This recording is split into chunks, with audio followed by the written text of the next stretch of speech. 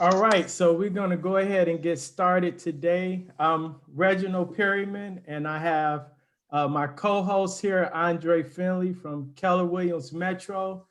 And Andre is the head of Keller Williams Metro Black Advancement Committee. And Andre, do you want to tell us a little bit about what the committee is and what we do?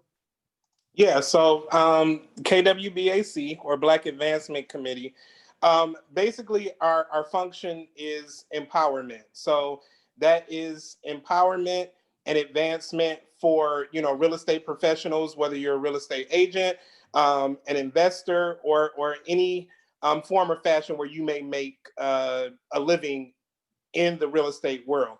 But also it's advancement in our community, whether it be through home ownership or also through wealth building through real estate, just for the average person. So it all really comes down to that. If it's real estate related and there's a way that it increase our wealth, whether you're selling or working in the industry, or whether you're trying to use the industry to advance yourself, that's what we're here for. Okay, sounds great. Sounds great. All right, so we have a very special guest today, and she's actually she's been known around social media and around the internet, but she's a local celebrity. I call her now, and it's Right. Miss Ashley Hamilton. How you doing today? Hi, thank you. Thank you so much for having me. I'm super excited to be on with everybody and provide as much value as I can. Okay, great. So what we're going to do today is I'm going to ask you some questions. We're going to go over your background, and then we're going to open it up for some of the people that are attending today. We're going to have you guys type in the chat to ask your questions, and we'll have some questions at the end for Ashley. So Ashley, tell me a little bit about, so when did you get started in real estate? Okay, thank you again. Well, yeah, I'm Ashley Hamilton. So I got officially started in real estate in 2009. Okay. So right in the middle of the crisis, I guess, like the 2008, 2009 crisis. Um, and just always knew I wanted to be in real estate, and it just was like no time like the like then to get involved. So definitely wanted to take advantage of the opportunities at that time. Okay.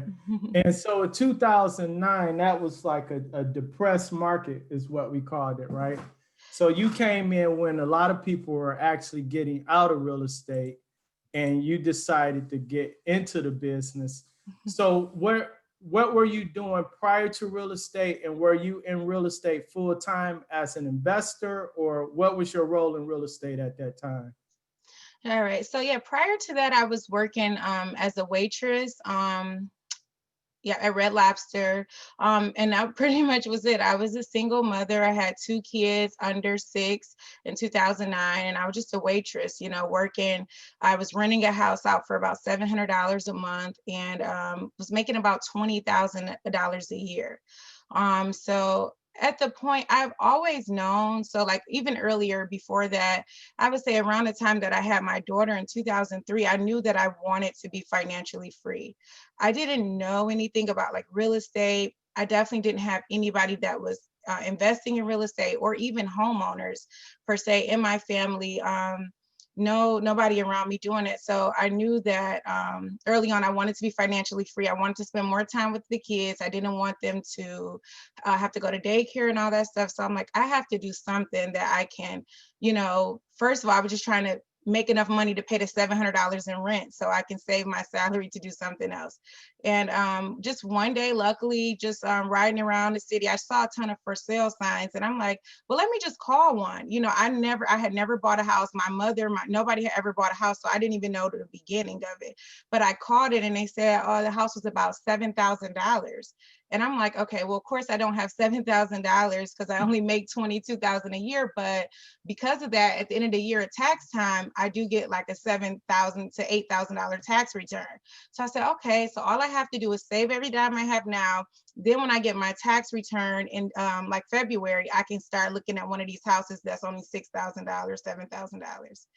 Yeah, so that was just the beginning of it.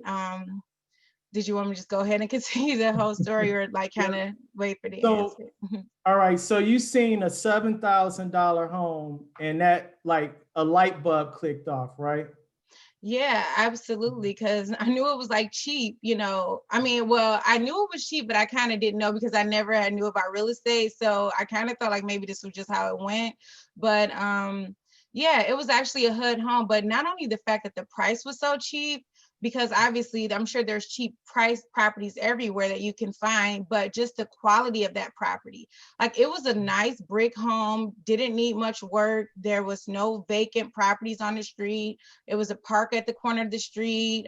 Everybody kept their grass cut. So it was the price alone, but the fact that the house itself didn't seem like it needed so much work and it wasn't so bad. So I'm like, yes, I can do this. And then, this can save me the $700 a month I'm paying in rent if I just bought this house. Right. So you just had like the ambition to save up your money. You saw it as an opportunity. So that the first house you brought for 7,000, that was a home that you were living in. What made you that correct? So what made you decide to start investing? Yeah, absolutely. So the first goal was to eliminate the rent. So actually that first house was it was actually like 6,300 I ended up paying for it. Okay. And then the first agent that sold me the house, again, it was just the first lady who picked up the phone when I called. She happened to be someone in your office, Reggie. And so she helped me through that process, and also she encouraged me to get my license as well to become a real estate agent.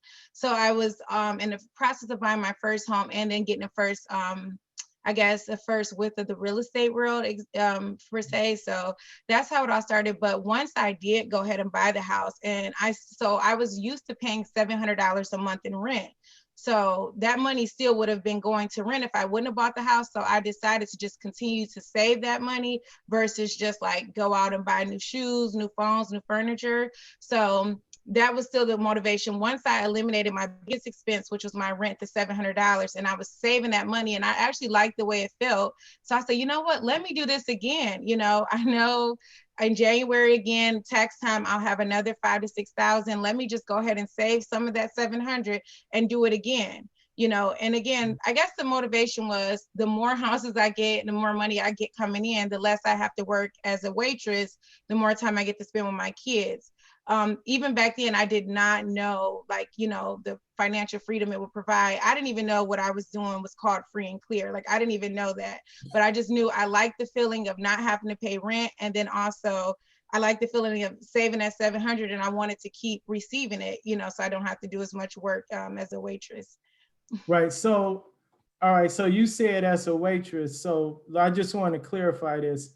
So you were making about 20,000 a year at Red Lobster. Yes. You brought your first home, and then when you brought your first home, you brought a second one. Were you still working at Red Lobster at that time? Yeah, actually, it's a funny story. I still work at Red Lobster to this day. So I never quit the job. I have a fear of quitting something and needing it. So after I got about 5, 6 properties in, I would only work 5. I was just working Saturdays and Sundays. I had 5 rental properties. So every Saturday and Sunday, though, people would call me and say, hey, do you want the day off? Because they want to work a double shift or pick up more shifts. So after 3 weeks of people just taking my weekend shift, the manager called me and said, hey, Ashley, listen, we love you as an employee here, but you keep giving away your shifts. So we're going to take you off the schedule. You're not fired, but just call us back when you can be more consistent and working the 3 days a week. And I just never called them back. So honestly, like I never formally got fired and I never formally quit because I'm not a person that's just want to get rich or buy these houses and just quit everything and just, because I do know that long-term wealth, it's a way you have to crawl before you walk. You can't just, I got 5 houses, I'm gonna quit. So with that being said, I just definitely knew that if anything happened, I needed that security. So I still am an employee at Red Lobster.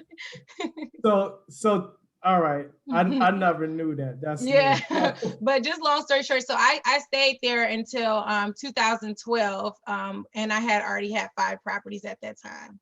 Okay. Yeah. All right. 5. So you stayed there like another 3 years or Yeah. so. Yeah. Absolutely. All right. So you mentioned something that was very interesting. So you mentioned that you didn't have any like any models before you in your family. Yeah. No one in your family owned a home in your immediate family at the time? Yeah, no, nobody that I knew of. Well, my grandmother, I'm sorry. So my grandmother and her husband, but they had owned their house 30 years before, probably before I was even, born or something like that. But yeah, so my grandma and my grandfather, they owned their properties, but my grandma is a very different person. So she definitely believed in putting all her money in the bank. She's not Right. invested in the stock market. She's not invested in anything. So and I guess I got a lot of my living poor because again, my grandma, she got a lawsuit before. So definitely wasn't rich, but definitely had a ton of more money that she could have bought a nicer house, but she was cool with just staying in her house paid off, but so I didn't really get too much information from her, I would just say, because she wasn't investing wise. She just knew that we spent this money 30 years ago, we're never going to sell the house. But yeah, at that time, like out of my mom, my father, my aunts, my sisters, nobody owned a home at that time. All right. So here you are, single mom with 2 kids. Yep, under 6. It's 2009 and what we called the recession at that time, but you saw the opportunity in it and you said, I'm gonna take my tax return because I'm tired of paying this landlord and buy my first house. And then that was so easy. You said, I'm gonna do it again and become an investor. Right. Absolutely. And I Okay. was 23 at the time. Okay. And then you got your real estate license. Mm-hmm. And tell me, how did that go? Were you like selling homes, or what was your experience with that as an agent? Right, absolutely. So at that time, again, just thinking of different streams of income. So I went in it open-minded. It definitely was tougher than I thought it would be. I just thought, oh, I can do this anyway. And what I realized is that in real estate, the longer you're in there, the more referrals and the better it tend to be. So the first I would say 3 years, definitely don't want to quit your 9 to 5 and definitely kind of hone in on like a niche or a certain area that you want to focus in on. I believe you told me actually, Reggie, when I think I had got 1 or 2 rental listings, or I listed my own rental, you was like, hey, if you're doing good with that, go ahead and focus on that. So that's what I feel like. Okay, so I was already renting out my houses and I had experience, so I really wanted to focus in on like the landlords and getting rental listings and things like that. Again, it was very so I definitely was not doing a ton of volume, maybe 3 or 4 deals a year.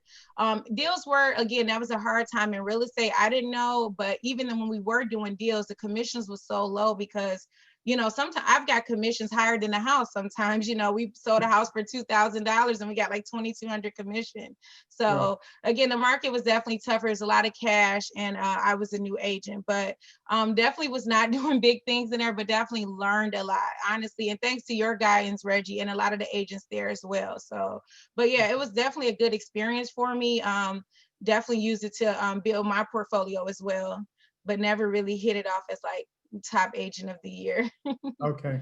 So so you were able to use that opportunity and experience from working with clients to improve your investment skills. Is that correct?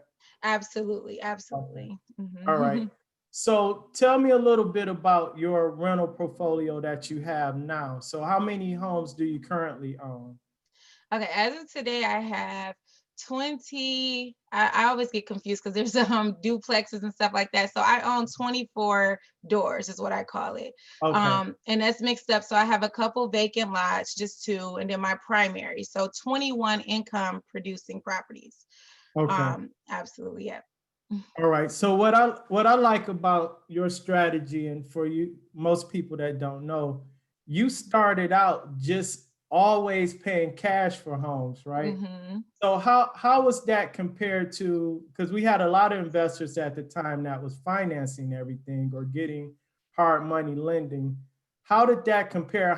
What made you continue to buy homes for cash?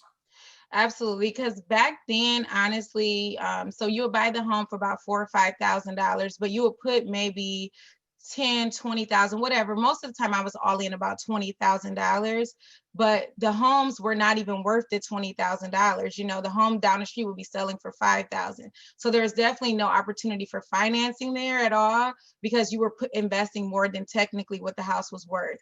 But I needed the cash flow. Again, I was trying to work less as possible. So if I would have utilized loans, it would have been good. But instead of me getting say, for example, if I was getting $800 a month, probably 650 of that will come directly to me. And if I would have leveraged loans, probably 450 or 400 would have came directly to me, which would have been great. But at the time, I needed to replace my income, so I needed as much cash flow as possible. So that's why I did it cash the first part of my journey, so the first 10 years. And again, honestly, out of sheer necessity. So me in my position, I don't think I could have went to a bank and said, hey, loan me $15,000 for a house that's only worth about 10, and especially during the recession. So I don't think it would have been possible then. Okay. So I heard you say a couple key points there. So one, you didn't even really know about financing investment properties. Right. So you kind of fell into it, and which was a good thing early on, right? And you mentioned cash flow. So you were buying properties and investing more into the property than what an appraiser would say it was worth, right? But you were investing for cash flow only, primarily, right?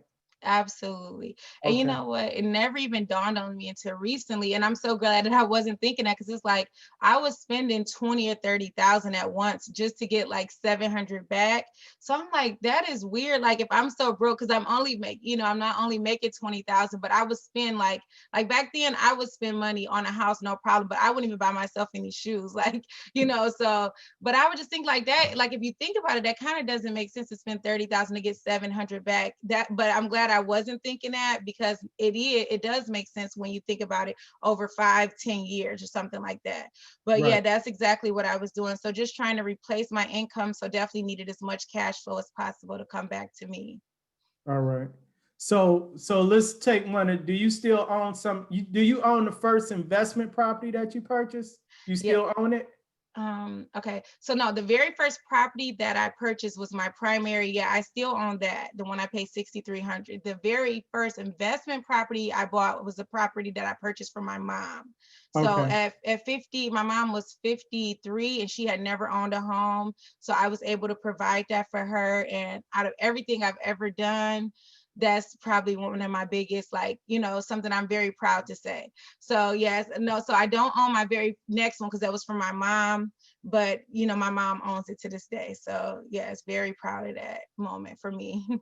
All right. So people start blacking out their screens. I think they want to cry. That's touching. Thank you. So Yeah.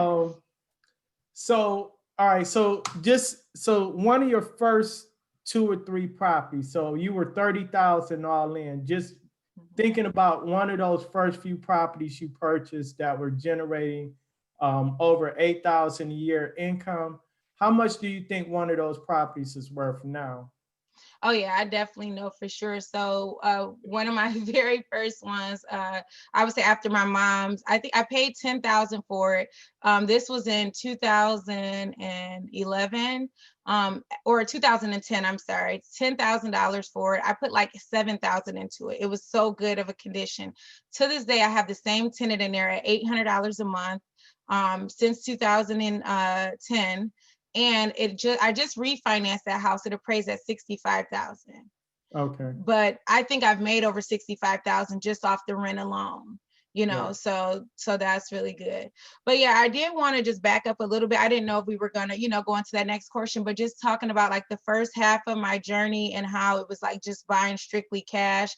That Right. continued on for 10 years. And basically in 2019, which was just last year, is when I started leveraging financing and hard money lenders and all type of other lenders. And I was able to buy 11 doors just in that year by leveraging financing and stuff like that. So the first part of my journey from 2009 to 2019, that 10 years, I had only owned 10 doors, basically buying them cash, one a year. And then from 2019 to 2020, I actually added 11 more doors. And then that's when I realized so that I didn't, like I said in the beginning, I never knew about financing or anything. So in 2019, I realized properties are going up. The market is definitely changing. Reached out to a lender, was able to refinance 4 properties really quickly, and basically use that funds to, continue to invest now, purchasing properties and stuff like that. And that's how I got up to 11 that, quickly in 1 year. So basically doubling my portfolio just in 1 year.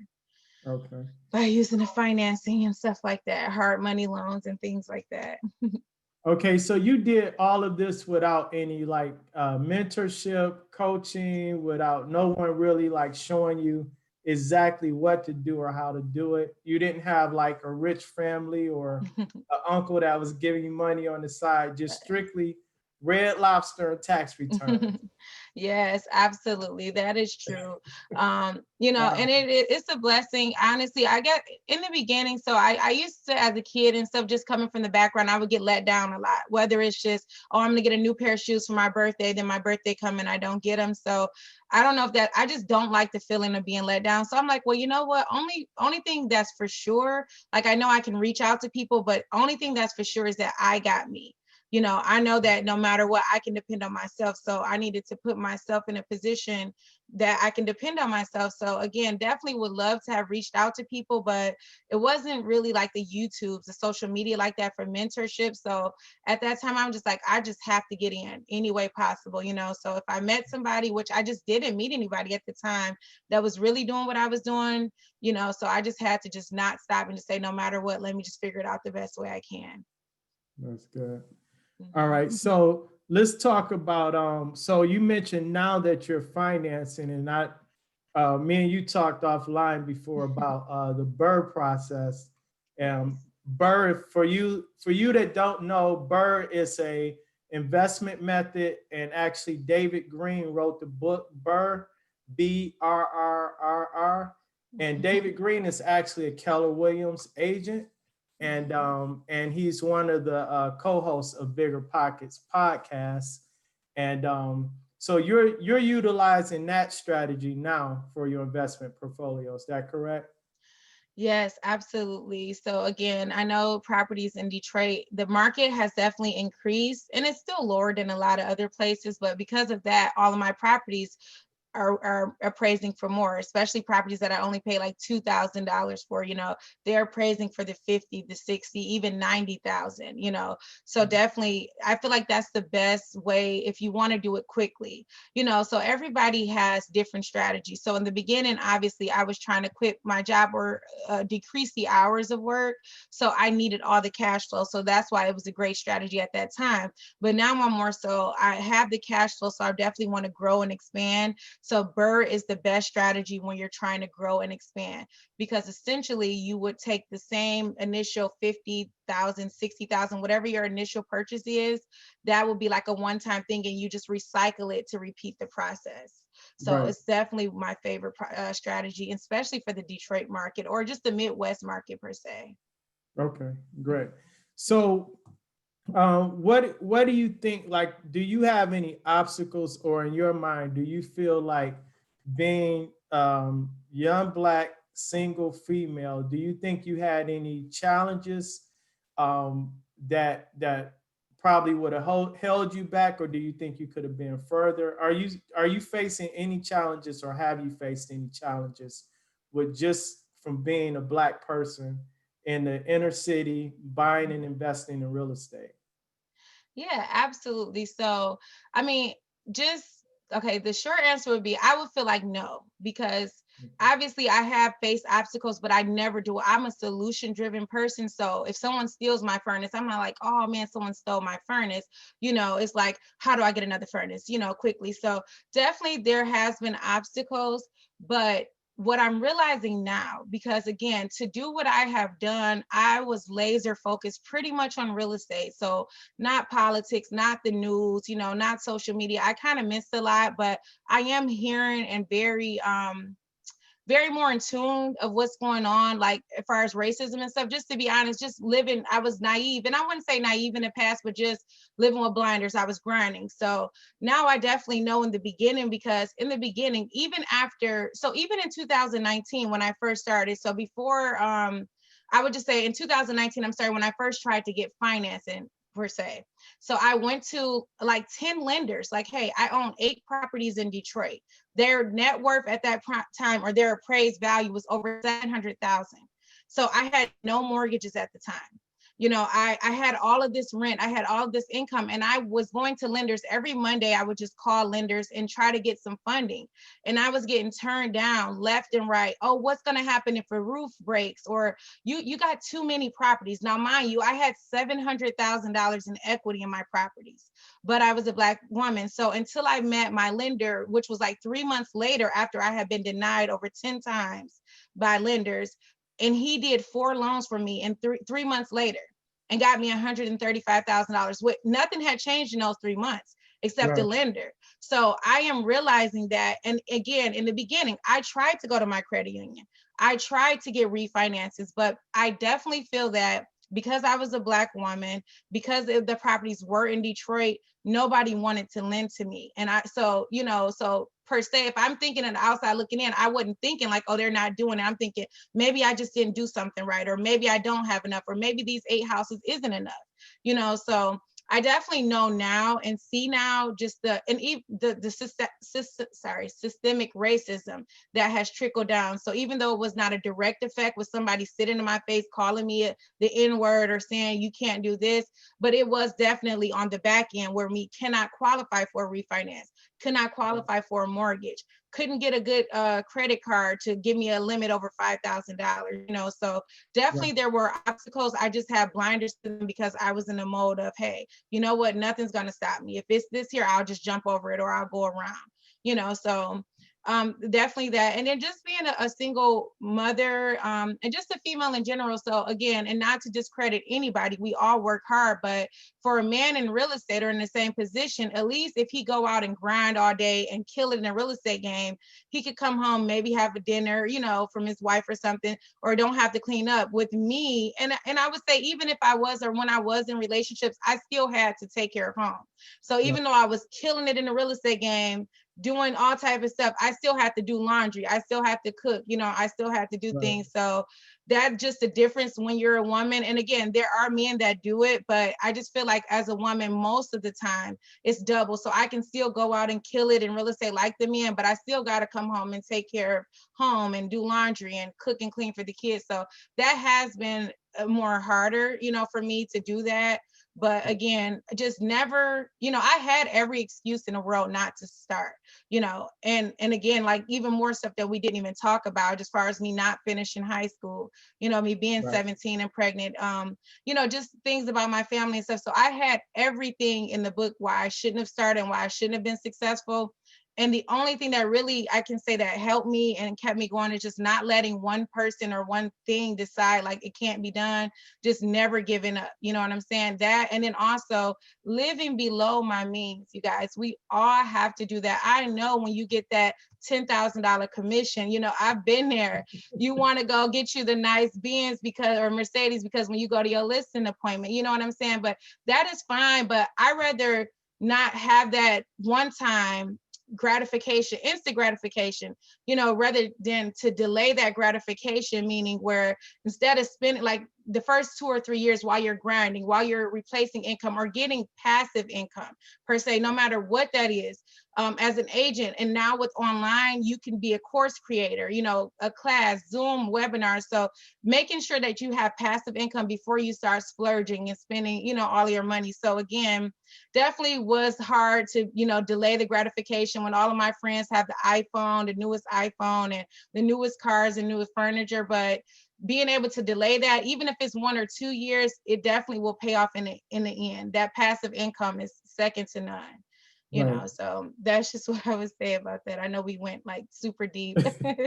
No, that's fine. So you faced some obstacles. You came up in the background that didn't encourage home ownership, or there was no examples around, and you fought through it, right? Absolutely, yeah. And now you have tons of real estate properties, and even it sounds like, so even when you were applying for loans, you had the credit score, you had the assets, and either, now, did you understand the loan process when you were applying for these loans?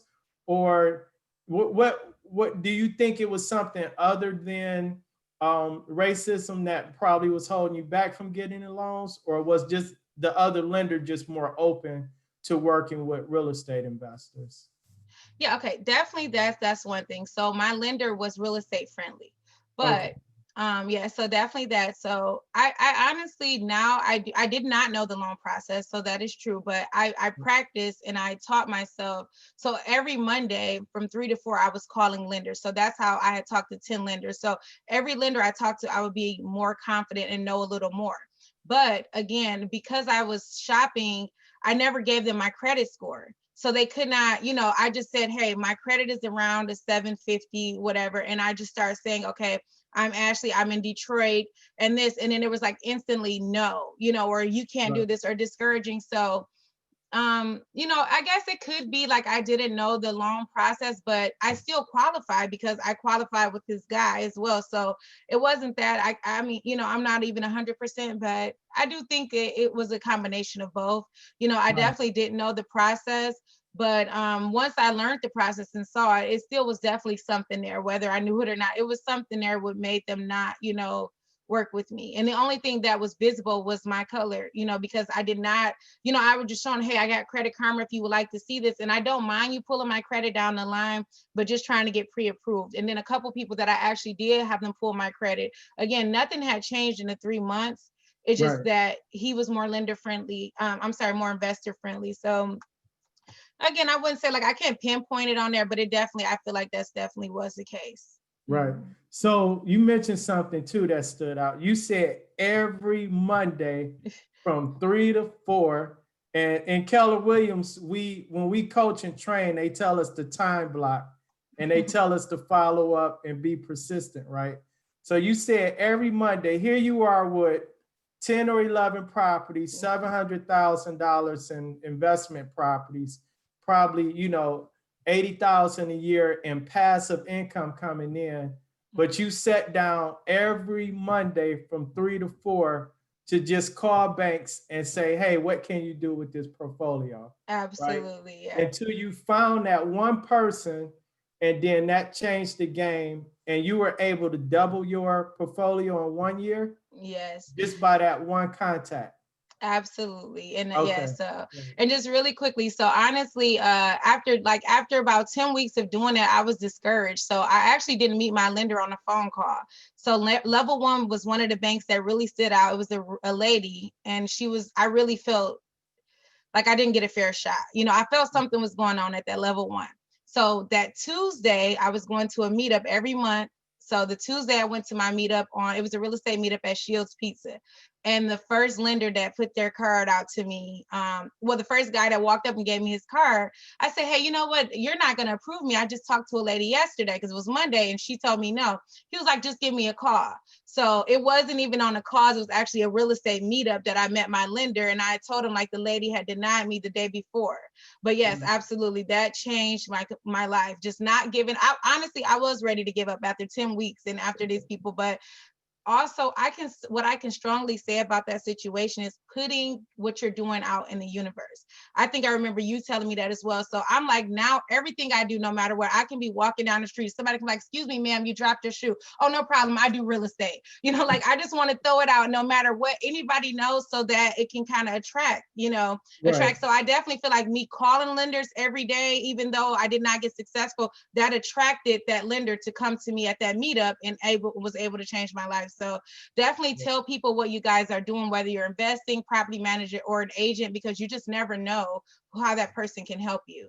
All right. So you went from calling people to someone approaching you, and that person was the one that got it done. Absolutely. All right. Absolutely. So I have to ask you this because you started at a unique time in real estate. We were in a so-called recession. It was 2009.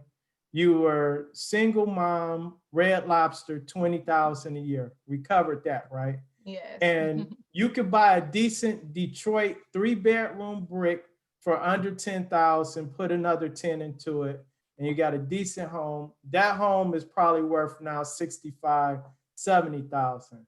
So here's the question. If you were starting over today, 20,000, because you're still not technically fired from Red Lobster, Right. $20,000, single mom, working at Red Lobster in 2020, do you think you can do it all over again? Absolutely. All Yes. right. And the reason why is because what I did not have is YouTube, Instagram, guys. I teach this. I offer 30-minute calls. Like, you have access to so many people podcasts. So definitely. But the unique thing is, so the thing that's different is back then you had to have cash. But because the market is more expensive now, you can qualify for a loan. So I could qualify for a loan at this point. Well, maybe, maybe. So I may have to reach out to credit if I'm lacking credit repair or good credit history, Right. then I would have to reach out to a credit repair. But again, nothing would be stopping me, especially with the access to information I have. But the more beautiful thing about it, if I just said, you know what, let me just save up for 3 years because I'm only making 20,000. So let me save 10 or 15,000 a year and just buy it cash again. The beautiful thing is once you get that first loan, you can qualify for a refinance, which we would, and these homes are appraising, or you can qualify for hard money, which back then they weren't existing in Detroit. Right. So you may not be able to start the free and clear route if I'm just in my exact same situation, but I would have been able to qualify, or I would be able to qualify for a loan pending that I had a decent credit score. Right.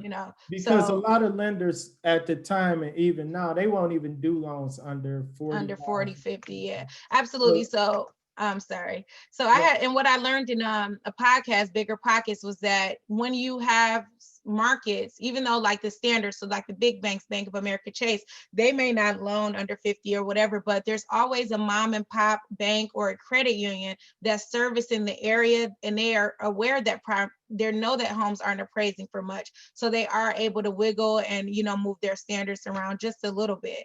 And that was another thing that I found just on the internet. So I have found a local bank here that does do loans with really no minimum, as long as the fees aren't gonna put you in a bad situation. And okay. Lake Michigan Credit Union. I'm sorry, it's a credit union. But Okay. yeah, they are one that's servicing the community and have adjusted to all the Michigan prices and the low appraisals and stuff. And they still are helping people all the time, especially my clients too. Okay. All right. So what do you like most about the Detroit market? I love so the rental rate as opposed to purchase price. So there was a study released recently that Detroit is #1 in the return of investment when it comes to rentals, far as cash flow to your purchase price. So even, and then that's the thing. So even back in 2009, I maybe 10 or 11, when I purchased one home for $1,900. That same home I still rented for $800 a month. And you would think like the tenant could have just saved up for 2 months and bought the house, But so that's how strong the rental market was even back then, when you could buy a house for 2 months rent. People were still renting out my houses for $800, back then. And then just along this journey, this 11-year journey for me, I have never had a vacancy over 30 days, unless it was the reason. So unless we were waiting on renovation, but as far as a house that was available, never had a vacancy over there 30 days in 11 years. And then also when I list a property for rent, typically have to take the property down within the first 24 hours because I get about 70 or 80 inquiries in the first day, So our rental market is, the demand is very high, and then the price that we are getting for rent is very solid. Okay. So do you currently manage your own properties, or do you hire a property manager, or? Yeah, absolutely. So I manage my own properties from day one. And that's how, so I didn't even know there was a property manager. I didn't even know that was a job. So it just all started basically listening. Sorry, I see questions. I don't know if we were going to answer those later or Yeah, something. Okay, sorry. I'll Okay. jump in, I didn't sure. want to be rude, but no, I'm sorry. So yeah, ever since day one, but actually I didn't even know what a property manager was. And then that actually trickled into me becoming a professional property manager and managing for other people.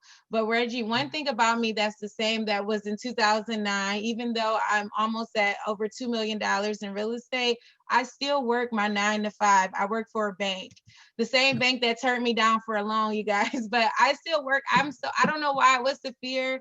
I'm very humble, not bragging. Right. I know I make more than my boss's boss, but I still go to work every single day. And I don't know if it's the fear that if I quit a job, then, because I always know, I don't want to be too full of myself, like, oh, my rental is going to take care of me forever. So I definitely just want just some kind of security, you know what I'm saying, with the job. Right. But I don't know. And I feel like because I'm still young, again, definitely don't want to be full of myself. I feel like if I start thinking like, oh, you got this, you got that, then things could go south for me. So still trying to keep myself humble. But yeah, I still work at not Red Lobster. I'm sorry, I still work for the bank today. That's one Okay. thing that hasn't changed. I haven't quit my 9 to 5 yet. All right. So, but it sounds like even whether it was Red Lobster or your current bank job, you just invested the money to create passive income, and you're just using that. You're not really spending that investment money. You're just reinvesting it over and over Absolutely. again. Okay. Yeah. So one thing about me and then I wouldn't say all, but as a Black person, because I'm building this legacy for my whole entire family, my whole entire generation. So there's no Ashley Hamiltons before me in the form of grandparents that have left, real estate down. So I have to, so I've been not trying to brag. I actually did retire at 27. I decided to start back working at 30 because I knew like, hey, I'm taken care of, but let me help these kids, and then what about their kids? Because again, once I'm gone, I want to make sure that this legacy live on and that all my hard work wasn't just for me to look good on Instagram and retire early, definitely want my kids to have that same luxury and then their kids. And then also reach out to people in my family or just people in my community, helping, giving back. But as Black people, I feel like we definitely are lacking the knowledge, as far as not the book smarts, but just the business smarts. And I wouldn't even say not because we're interested, it's just a lack of availability. So definitely want to change that. And then also making sure that we keep good relationships with important people like lawyers, like accountants, because again, I don't want to go too far off, but as Black people in the criminal justice system and a lot of things that we are like, oh, they're racism, but most of the time it's because we don't have a family member that we can go to and say, hey, give me a $10,000 bail money while I fight this, or let me call my lawyer friend that can work pro bono to help me actually fight this and get me a bail, or let me call my accountant to make sure my tax books are straight. That's a friend though, not hiring somebody. So I can hire an accountant that will probably have my best interest at heart, but won't be looking at me like, oh, this is my friend, I gotta help her. Or I know her auntie because I went to college with her aunt, so let me make sure we look out. And I feel like other communities, they have that. So it's not that they have more money than us, they just have access to powerful people like the lawyers that can help us in a jam, maybe a police officer friend, maybe a judge friend. And again, don't want to talk too much, but I always say like for the younger kids that I teach, hey, I bet you can call 3 people that if you needed a gun or some drugs that you can get for free. But how many people can you call to get you $500 or $1,000 to get out of jail? And they're like, none. So as a community, I want to, and I know I'm way before, I don't even know enough about it, but I definitely know that we are not bad as the world sees us as, but because of the systemic racism that we had to adapt. So definitely want to be out here talking to people, helping as many people as I can to educate us and help us better that situation. That's good. So I just So have to say that. you mentioned too, what it sounds like is one of the things you see lacking in our community is that network, right? So Mhm. in real estate, like in sales coaching and training, they always talk about our spirit influence, right? Who are you around? Who can you rely on in your network and things of that nature? So in your family, you went from a family that hasn't owned a home in 3 generations. Nobody in your immediate family owned a home. You became a homeowner and you own multiple properties, and you even reached back and brought your mom a home, and you're Mhm. leaving your kids a home. So Mhm. now in your family, you're that go-to person. Absolutely. All right. And I'm, yeah, That's very good. proud of it. That's Yeah. good. So I'm gonna ask everyone if you want to type some questions in the chat. I'm gonna ask this first question from Eric Jenkins. He asks, what type of collateral is needed for these hard money loans? And how are you finding these sub 10K units? How are you securing them while they are Under renovation. Yeah, that's a good one.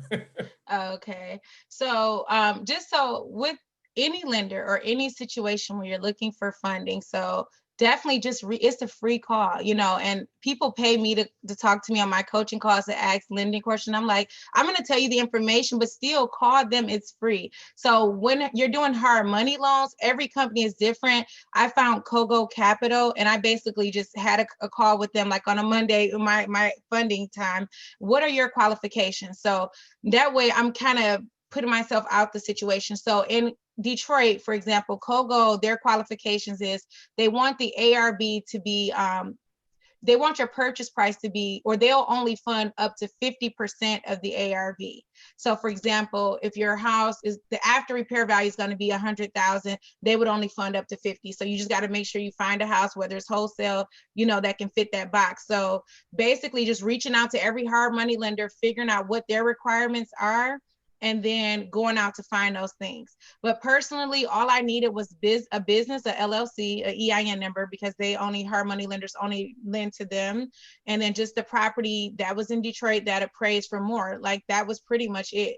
It's the house needs renovation. I have a decent credit score, but honestly, they didn't have a minimum credit score, and they're looking at your experience as well, you know? So, they always ask me like, what have I done in real estate? But that's typically all the qualification is really depending on the deal, and then making sure you have some kind of history if you're lacking like with the credit and stuff like that. And how am I securing the property? So in Detroit, the only thing people want to take, if you're talking about secure, like security wise, Yep. yeah, okay, yeah. So the only thing people are taking is the furnace and hot water tanks. So obviously in the summer months, we just don't put them in. Now that it's getting cold here, we go ahead and hire a company like Dogs we've been using, or VPS, to have the steel window and door guards. We'll have them put them on there, but definitely don't want the renovation to be over 2 months, you know, so we're not gonna keep paying the extra fee. But that's pretty much it. In the wintertime, since we got to keep the furnaces in there just due to cold weather, just go ahead and either secure the property with your boards. But I've left tools and stuff in houses. Typically, that's all they want is the furnace and hot water tank. So just to clarify that, so hard money lenders, each lender is different, and they're basically loaning you money based on a deal. It's not so much about your personal credit, but some lenders do require you to have a minimum, but it's just a loan to value scenario. And that loan to value is based on the acquisition cost, the purchase price, and the renovation cost, because most hard money lenders are going to loan you the acquisition plus the renovation costs as well. But you said the one you're using is 50%. So if it's $100,000 home, the most they're going to loan you is 50,000, and you may have to come out of up with the pocket rest. if you need some more, right? Yeah, And and then for the securing the property, you mentioned just make sure you don't put the items that they're most likely to steal. You want to put them in last when you're getting ready to put an occupant in the property, right? If not, if you're putting those items in there, then you're going to have the property secured with VPS or dogs, right?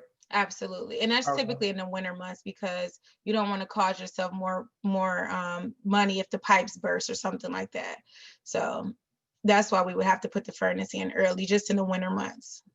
Okay. And Joanna asked a couple questions here. So one is, are you listing your lease properties on the MLS, or where are you advertising them?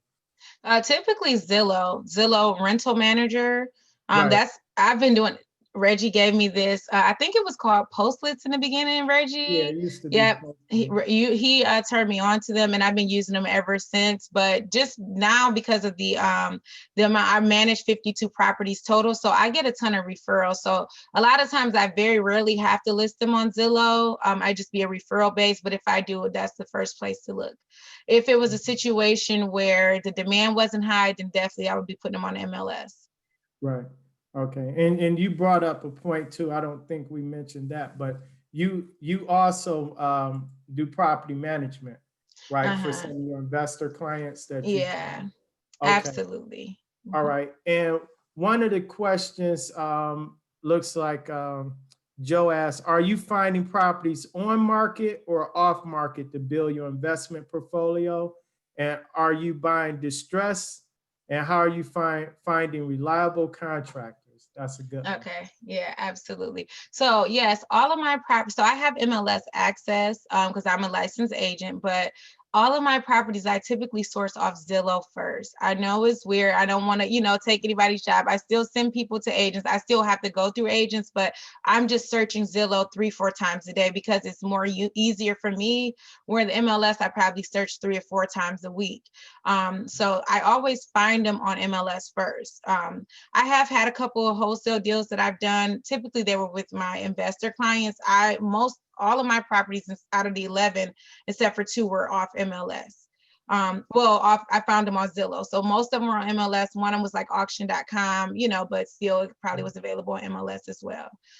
So that was the first question. He said, were they distressed, or what was it about? Yeah, were they distressed, like bank foreclosures, or yeah, were they bank foreclosures or any type of distress Stress sales? property. So, oh yeah. So, I think that someone put Zillow for sale by owner. So, no, they're all been on Zillow, like agent listings. So, a couple have been bank owned. There are not a ton of bank homes. At least I'm not seeing them in HUD homes. But most of them, I guess, is just like agents. So, mostly another real estate investor selling, or someone from out of state selling. But definitely, they're not like move-in ready homes, flip home. Definitely need some work. And I prefer to do work because I can, get more equity into the property, if that makes sense. But I always tell people I don't discriminate, because people like, where do you get your deals? Like, I would buy my deal from a 2-year-old with a deed if the deal makes sense. Like, as long as the deed is there, and if the deal itself, I don't care if it's auction, I don't care if it's tax foreclosure, I don't care if it's HUD, I don't care if it's for sale by owner. As long as that property is good and the deed is there, I will get it. Definitely not closed-minded. How some people say, even with my tenants, I don't say, well, I only deal with Section 8.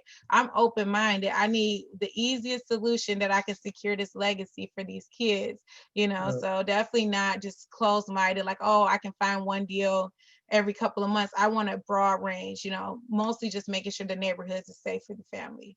Right. So just speaking on that real quick, what is your investment strategy? Because it sounds like you're not looking at, your investment strategy is not necessarily to buy and flip. You're just, at this time, you're just buying a whole, although you have flipped some properties, quite a few, but your strategy is to buy and hold.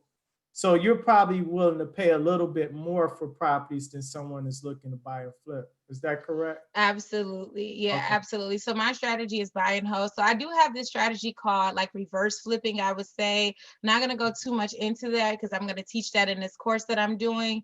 But Right. basically, where I can still retain the property by using hard money loan. So I can still keep the property as a rental, but get a refinance to the hard money loan and actually pull out the equity. So like a cash out refi instantly. So still buying the property, still able to refi $20,000 out, but still keep the property as a rental, if that Right. makes sense. So I feel like it's reverse flipping because in 6 months I do get a check for 20,000, 10,000 by putting a mortgage on there, but Right. I'm still retaining the property, so it's not the $40,000 flip profit that you may get if you did a flip. I'd rather take the 20 tax free.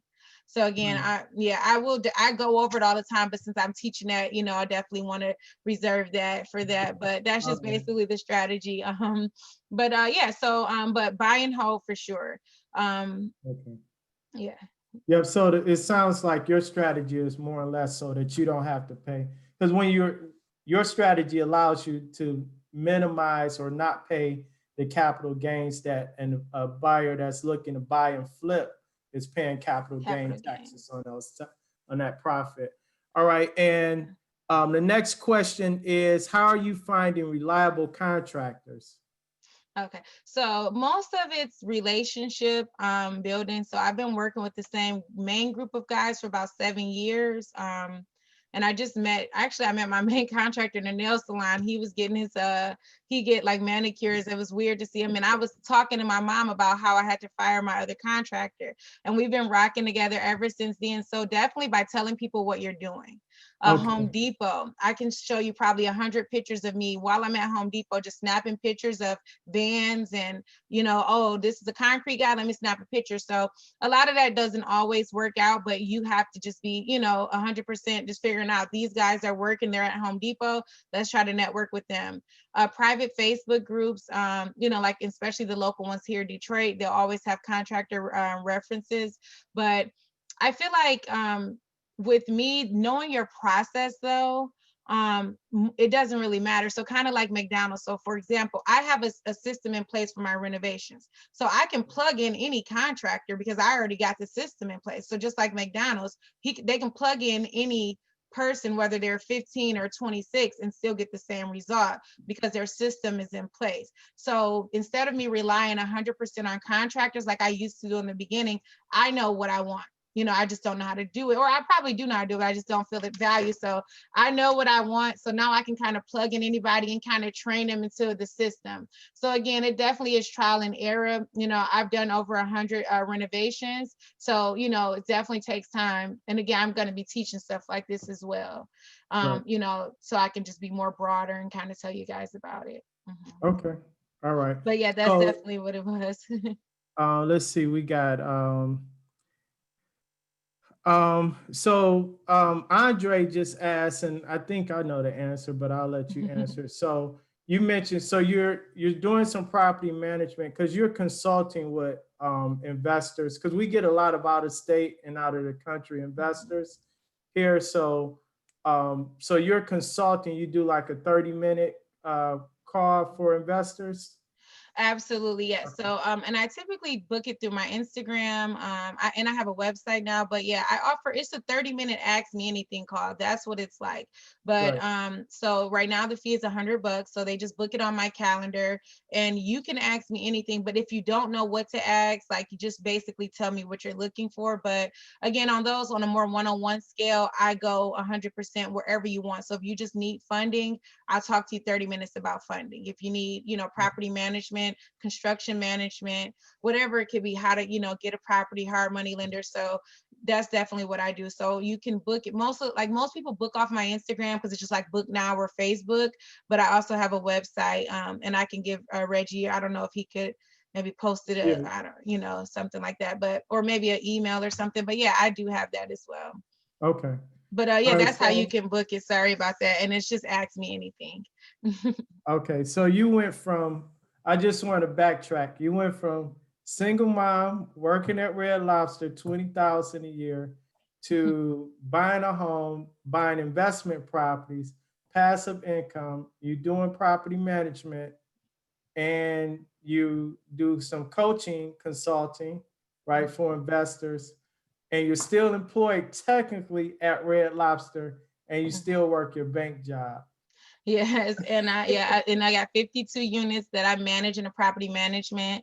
Okay. I manage renovations, so I'm managing 5 renovations now. 2 is finishing up, so I got 3 more renovations to manage on top of all of that. And then I help people. I mostly help people on the wholesale side, like if I'm helping them acquire properties. So Right, still dealing with agents, but kind of like a middleman for them. So right, yeah, I do that as well. And then I have a master class that I'm teaching because I'm right. trying to be an influencer as well on Instagram, I guess.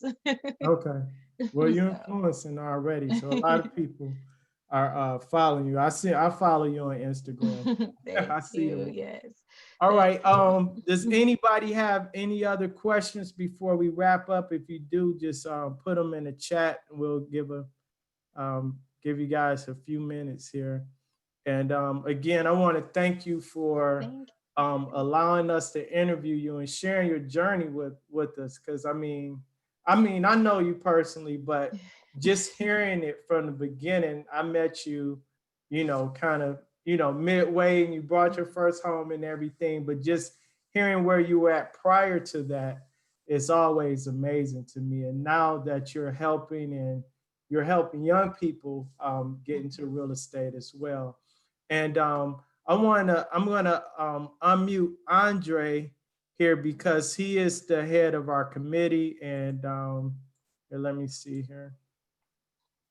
Okay, Andre, you want to add something? And Well, here. first off, I want to thank Ashley. Thank you. I knew this was going to be interesting because I've talked to Ashley one time before. I saw her on the Bigger Pockets, and I was absolutely amazed. Like the whole emotional thing, I got emotional watching it.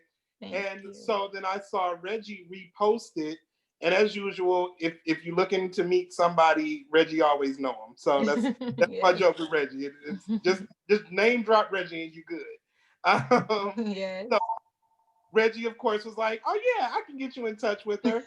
And I don't. I think Ashley was doing some running around, but we still stayed on the phone probably for a good 30, 45 minutes. Yes. And to meet somebody who was as passionate, I always tell her story to people. One of the things that she said was, people think I'm so boring because I just want to talk about real estate all Yes. day. Everybody else want to talk about everything else. And I was like, Yes. Ashley, I think I love you. so, um, Yes. so but learning so much more today gives you just so much insight. And I think Ashley represents what the BAC stands for. We know that we have obstacles out there that we're facing, and we're not going to act like they don't exist. But the fact that she said we're going to plow through them, that's the most important thing. Some people have now in our community, they've kind of overcome some of the obstacles and they kind of talk to other people as if, no, the obstacle doesn't exist. Just pull yourself up by your bootstraps. And I get what they're saying, but we have to be careful to know the obstacles do exist, but they're not as powerful as they seem. We can plow right through this and we can get the resources and make connections and network with people just like everybody else. So I think for that, Ashley, I mean, you represent exactly what we are. If you guys don't follow her, please follow her. I think it's your business one is Detroit Investor. Yep. Detroit_investor. Detroit_investor. Now, mind you guys, when I first met Ashley after the Bigger Pockets, all she had was her personal. And she sent people over to her new IG. And that thing is at like 13,000 followers Yes. now? Almost. Yes. Almost It, 14. it blew up. So, guys, please follow her on there. And I'm going to set up my 30-minute call. Please, please, please, please, please set up the call with Ashley because if you got as much as you got from her today, imagine what you can get from her from a 30-minute call, and it's only $100. Like, I mean, come on. Yes. She gave you like thousands of dollars worth of information today. Thank So you. that's just all I got to say, Ashley. Thank you so much. You really contributed, and you really showed exactly what the BAC is trying to do in our mission. So we appreciate you so much. Hey, Thank you. I do have from one person asked, and this will be the last question, but Yeah, I what don't is, mind. Yep. But all it's right, up to y'all. someone said, what is your best advice for a young first time investor, 18 years old? Yeah, so I love new investors. I definitely feel like the same thing, like I did, just eliminating any expense if you're living on your own, for sure. So I definitely feel like if you like, I guess it depends on your situation, but if you haven't like branched out on your own, because that's what I'm trying to do for my kids, having to start definitely working on your credit, but look into purchasing your first home as like a duplex or something where you can kind of live rent free and kind of get that firsthand experience as a landlord. So if you want to get started in real estate versus just jumping in, just buying single families, and at 18, you could still live with parents if possible. But if that's the case, if you go ahead and take advantage of the 3.5% down loan, try to buy a duplex, and then that way you get your first experience in home ownership, managing properties, and you're living rent free. And then that's just essentially the cheapest way to get started as well, because you're gonna live in that house, you can get in so cheaply. So that would be my advice in the beginning. Now, again, depending on your situation. So have you established credit yet? Then we would have to say, okay, well, if you haven't, let's help you with that. And it's really easy to do. It may take 6 months, but depending on your personal situation. But if you have a decent credit and you're ready to take the leap of faith, definitely start by getting a duplex or something so you get that firsthand experience of managing and being a landlord, and you're cutting your expense, and it's basically keep going from there. Right. Right.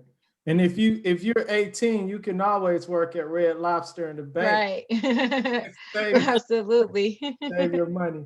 And All right. save your So money. what I'm gonna do is I'll have you send me your contact information, or if you want to just shout it out here and then send it to me as well, and I'll have the office and our region forward it, send it out to everybody that was on the call. So how can people reach you on Instagram again? Yes, that's the best way because my email address and my actual phone number is on Instagram. Like you can text it, but it's there. I'm shocked it don't ring all day, but it's there. People probably think like, it's not real, but yeah, so you can text me and email me directly from Instagram and also book the call. So that's Detroit_investor. That's the best way. And then again, I do have a website. It's called Ashley Hamilton Consults, because that's like with the coaching business. It's rough. We just started it out, but you can book a call there and actually learn about my master class as well there. And that's just Ashley Hamilton Consults. But the best way would be Instagram, because again, you can text me, you can email me, you can book the call, you can direct message me right from there. Great, great. And I will direct people there, because what's funny is when you were on Bigger Pockets, some lady from I think she was from China or something. She called me at 9 p.m. at night, called me direct on, I don't know how she got my cell phone, and said, "Do you know Ashley Hamilton?" And it was like the weirdest call I get. And at that time, I hadn't spoken to you for about 2 or 3 months. Yeah. So, and then people would just call me like, "Can you put me in touch with Ashley?" So I'm going to tell you, just go to Instagram. Yes, But, yes, yeah, definitely. And that's that was great. funny because that's what happened to me. Like the day my interview came out, people were calling my personal phone, my email, it was just crazy. And I'm like, how did you find it? So what happened was they were looking back at listings that I had, I guess, like old listing. That's what one person told me. Like, I saw a property you listed on Zillow, so I just called the information there. So that's probably how they were finding me. But yeah, I was getting those calls back then as well, like just random calls. But thank you guys so much. It's really been an honor to be here. Honestly, my passion is helping and giving back. The money is an added bonus because I do still have kids to take care of. But honestly, I make sure that everything I do is definitely cheaper than what other people are charging, but the value is going to be way worth it. So even if it's just a credit repair specialist that I got to save you 10%, that's going to be the $100 right there. Whether it's the Fund and Grow people that I had got me $94,000 in business credit, just in 17 days. So even if you get business credit, that's going to be worth the $100, guys. But again, definitely want to provide value, want to help the community as much as possible, but I do have to make, some kind of money because I got these kids. But definitely, it's definitely not about that. So even if it's not on a personal one-on-one call, if you just have 1 or 2 questions, shoot me a direct message. Again, I will still answer and try to help out as much as possible. Definitely. All right. All right. Thanks a lot. And have a good evening, everyone. And we will be in touch. And stay tuned. Andre will be putting together more Zoom chats and events like this in the future. All right. Have a good one. Bye, everybody. Thank you. All right. Thank you, Ashley. See you You're guys. welcome. See you.